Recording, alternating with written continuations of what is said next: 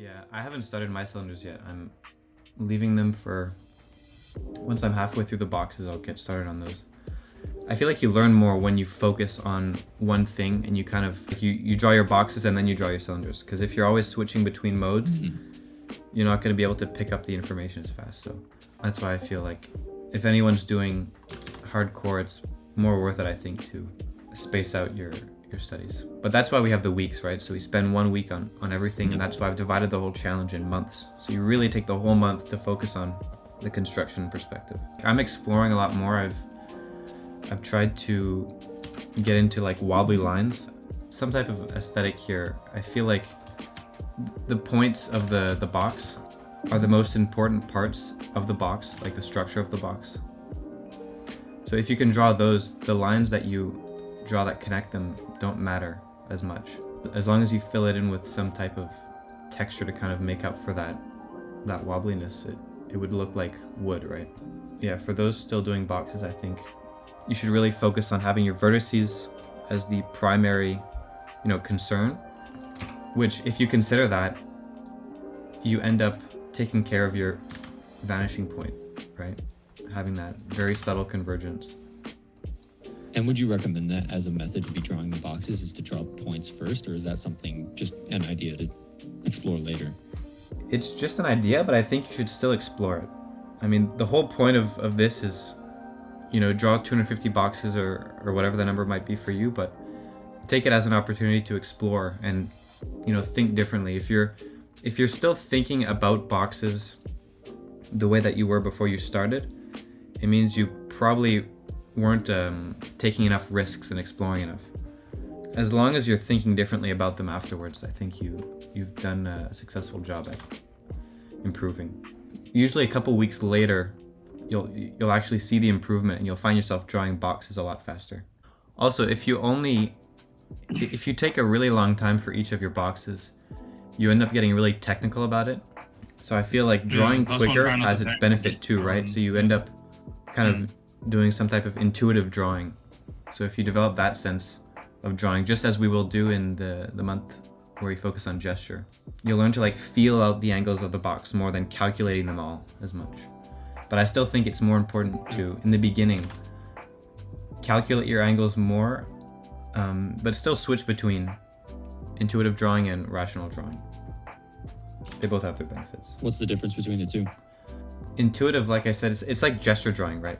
Gesture drawing, you're not really trying to make accurate measurements. Of course, that will help, but you're not really trying to think too much about what you're drawing.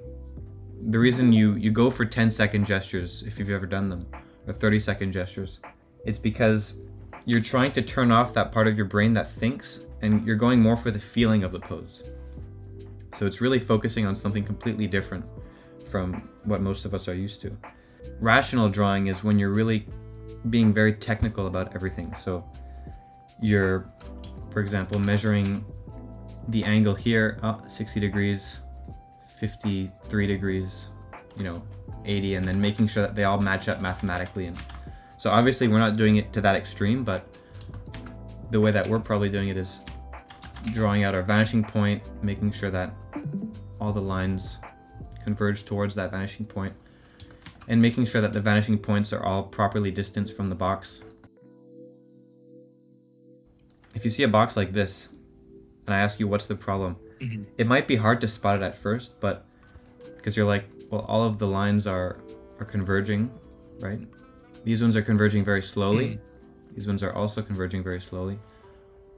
But this line here converges, or this set of lines, I should say, converges very fast. So the vanishing point is here, whereas these ones are far out. You see, so that's what consistency and convergence is. So making sure that they're all equally distanced from the box. So the fix for this, make sure that this line here is converging consistently with the rest. And if you've completed all of your boxes for the week and you have nothing to do, well, go over your boxes and give yourself a critique. Consider the 3 axes, right?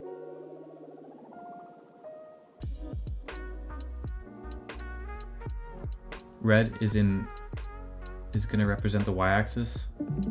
Blue will represent the x-axis. and green represents the z-axis. So just double check to make sure that your guidelines in perspective are all converging to the same vanishing point. You also have it where a mistake where you have two guidelines going like this and then one going like that. This will never converge, right? So you want to make sure that they're all converging and that they're all converging consistently. So the blue axis is converging at a speed that matches the red and the blue. So that's the rational part of drawing boxes. You also have to try to let go of that a bit, so alternate between the two. Sometimes you want to just draw boxes freely and see if you can apply this very technical thought process to lots of boxes without thinking about the theory too much. As far as skill-wise for like beginners, when they're doing this challenge, by the end of week 52, what kind of like skill level do you foresee people being at? Is that something that you could predict? You know, I think it's going to be different for everyone, and I'm really excited to see what happens. But the people that spend the most time thinking are probably going to have a much more significant improvement than the ones that are just trying to get as many items done as possible. But I think there's going to be a significant improvement. So especially if you read the PDF guide that I uploaded, yeah, I think it's going to be pretty impressive for anyone who spends a year on this challenge, right? And obviously those doing hardcore and thinking really hard about each drawing that they do, it's going to be a pretty reasonable improvement. When I first attempted the challenge, my mannequinized figures were a bit rough and I wasn't getting the exercise properly. So you see how the point of the exercise should have been perspective and construction, where I feel like I did use, boxes and stuff to construct my figures, but there were lots of organic forms. So I was thinking more about forms when I was drawing these out. And then visual coordination, right? So just copying a bunch of shapes without really considering the construction aspect. And so that's why I also removed this exercise from the challenge, because there's no construction here. This is just a study of the advanced wireframe of the skull, similar to the Isaro head. So the Isaro head is a simplified version of the face, the wireframe, whereas that was more an advanced mesh, the wireframe. And you can see here in my more recent construction studies, you can tell that the focus is more on making everything really solid, especially with these oversimplified mannequins.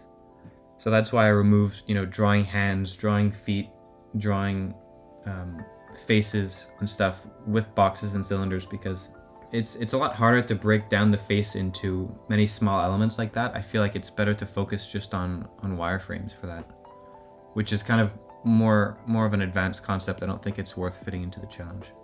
And you said month to month, obviously things change and progress as you go down the months. Do you foresee, did you plan anything to where there's a higher learning curve in some sections, or have you tried to make it pretty linear the whole way up? The learning curve is probably really high in the first months, as I really condense the most important art concepts and fundamentals in those months. But then you get to month 8 and 9 and it's like flat, like you're not learning anything. You're just filling up your brain with visual information. And then you get to month 10 and 11 and you start studying painting. So then the learning curve shoots up again and you start improving a lot more. I started back in my sketchbook, taking images off of Pinterest and copying them without any goal in mind. But subconsciously, I just built a strong visual coordination, which helped with any other study that I completed. So my proportions and measurements were a lot more accurate. And someone in the chat asked, what's the importance of gesture? Will the same outcomes not be achieved if you replace gesture with drawing silhouettes or dynamic box mannequins? Okay, so you mentioned 3 fundamentals. So it's important to distinguish them from one another. So see if I can map this out for you. So we have gesture. There's a whole month dedicated to gesture.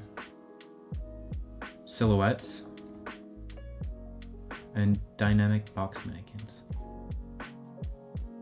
So gesture is the name of the fundamental in and of itself. So you're practicing, finding fluidity within your shapes So it comes after shape design. So you need shape design to be able to make appealing gestures.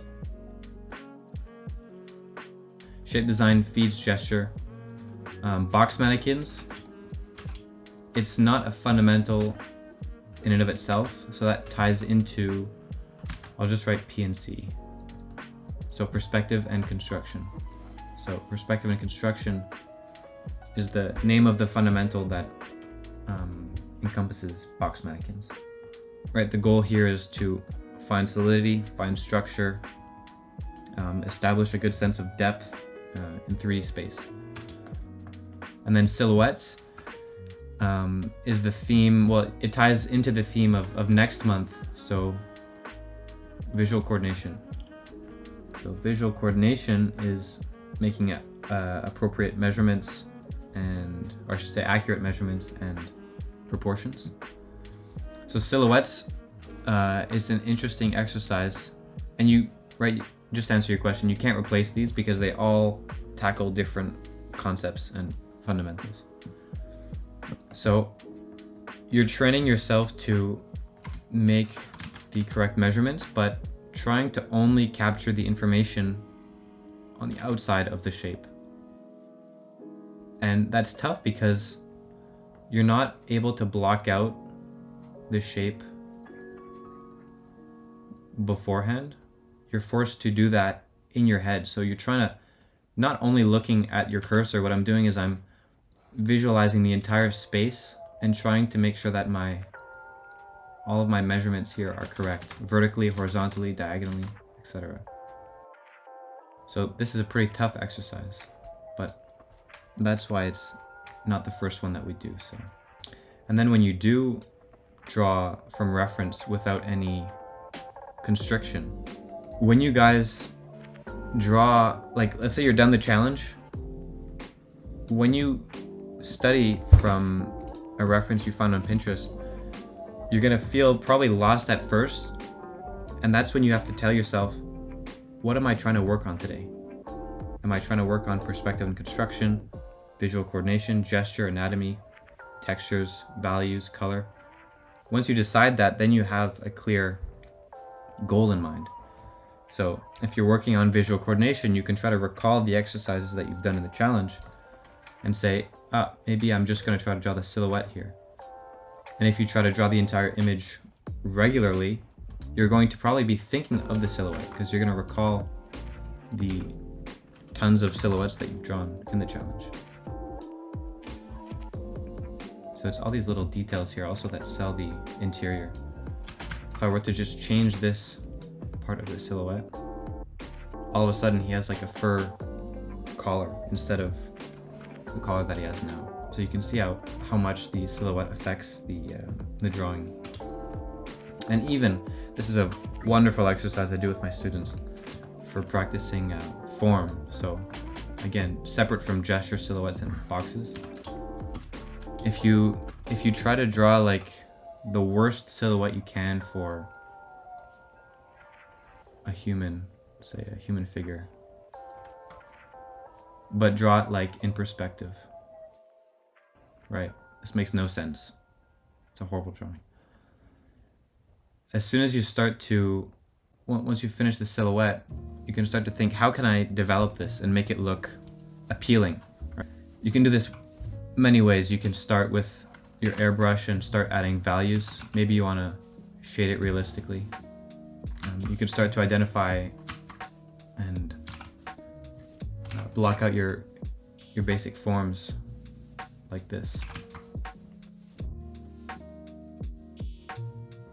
Or you could start applying your contour lines that you would, just thinking of everything as a cylinder and considering the way that everything wraps around. So I think I went a bit overboard with the silhouette of this figure here, but if I go over the forms with my contour lines, making sure that they accurately represent the feeling that I have in my head, even adding some value lines, it doesn't look as flat as it used to be. And what this exercise does is it allows you to completely forget about certain elements and brings a real big focus on another. So in this case, we're 100% relying on curve degrees and ellipticals to carry the professionalism in the drawing, or the realism, I could say. So definitely a weird exercise, but definitely worth trying in your free time. And think of what type of fundamental you might like to apply to it. Got another question here. Not sure if this is a dumb question, but you talk about putting thought into each study. So how would you like analyze / put thought into it? I think it's just about taking your time. Like, don't speed through things, you know. Before placing your line down, make sure you place each line with a lot of intention. The boxes that I draw here, I don't use many lines. I use the least amount of lines that I can to depict my forms. Each line that I place is like here, where you see an excess amount of lines. That's not for no reason. That's because I'm trying to correct myself, and I'm thinking about it. I realize that I've made a mistake, and I'm not afraid to correct the mistake. So it doesn't matter if you make messy drawings. The point is that you recognize your mistakes and you correct them as much as you can. That's basically what I mean by putting more thought into each study. Same with this box here. You can see it's quite messy, but it's just because I made lots of mistakes and I made lots of corrections without erasing. That's also why I think working with pen is really good. If you try some boxes in your sketchbook, you can get that same feel. Or disable your hotkey for your eraser if you're painting or drawing digitally. But having conversations with art friends is really important, and I spent a lot of my earlier years in drawing, you could say, teaching them. Even though I wasn't any better than them, I would just teach whatever I knew. And by teaching, you end up breaking down your intuitive thoughts and rationalizing them. You'll realize that if you try to explain how to draw something to another person, you might struggle doing that because you're used to drawing, let's say, figures, but someone asks you, how do you draw figures so well? You'll have to think, wait, how do I actually draw figures? What are the concepts that I apply into figure drawing? And then you have to isolate those and realize what you do to study and draw well, and then learn how to put that into words and stuff. I think at some point your knowledge of fundamentals improve regardless if you study. Yeah. And you also improve without even studying at some point. Right, if you take breaks between when you study. In fact, you need those breaks when you study. So say you do like five days of intense studying, let's say like an hour or two every day. At one point you might feel like you don't want to draw anymore. That could be because your brain is kind of overloaded with a bunch of information, and you might need 2 or 3 days to subconsciously process all of the information. If you can just take the time, step away from drawing, observe the world around you, your brain will organize everything. When you come back to drawing after that, like I said before, you're going to be a lot better. How do you keep consistency with that? I mean, drawing every day, or at least trying. I think everyone intuitively has different motivation levels. So some people are more likely to just want to draw during the day than others. So those people are luckier in a sense because they're born, I think, with more motivation to draw. Like, it just happens naturally. It's like not their fault that they want to. It's just it happens. So but if not, you are going to have to try to discipline yourself to draw more. But I personally think that no matter how much motivation you have, I feel like the only time when you're going to be improving is when you actually feel like drawing. So I always say, like, don't try to like, you can force yourself to draw a bit, but I feel like the time when you're going to benefit the most in your drawing session is when you really feel the need to draw, like when you can't go without it. If it's getting too much, just take a break and then maybe catch up on it later.